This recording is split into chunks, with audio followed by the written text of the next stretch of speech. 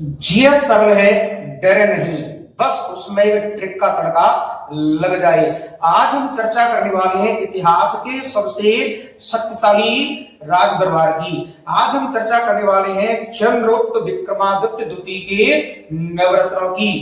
हमारी ट्रिक है WWW अमर का धन घर से छुपाया।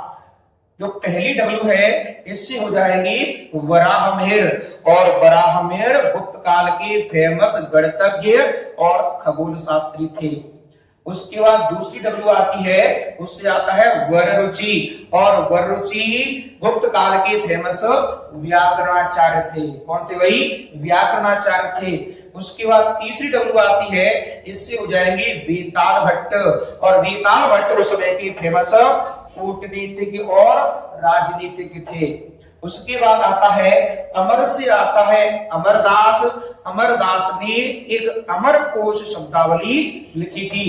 कहां से आता है? कालिदास। आज के युग में कालिदास को कौन नहीं जानता? संस्कृत के प्रकांड विद्वान महाकवि कालिदास, जिनकी फेमस रचनाएं हैं मेघदूत, ऋतु संहार, कुमार संभवम, रघुवंश महाकाव्य और अभिज्ञान शाकुंतलम जैसी रचनाएं हैं। कालिदास को कहा जाता है भारत का शेक्सपियर कहा जाता है। और उसके बाद धन से आता है धनवंतरी।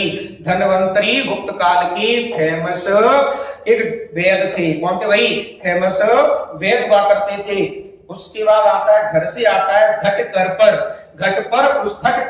उस समय के फेमस नीति शास्त्र के ज्ञाता और फेमस एक कवि हुआ करते थे।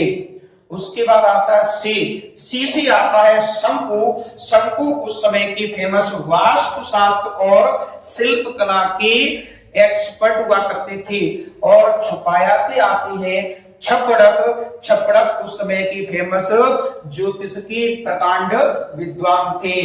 इसलिए गुप्त काल को प्राचीन भारतीय इतिहास का स्वर्ण युग कहा जाता है। साथियों, अगर आपको इस प्रकार की ट्रिक अच्छी लगती है, आप मेरे YouTube चैनल एग्जाम क्रैकर को फॉलो कर सकते हैं। धन्यवाद।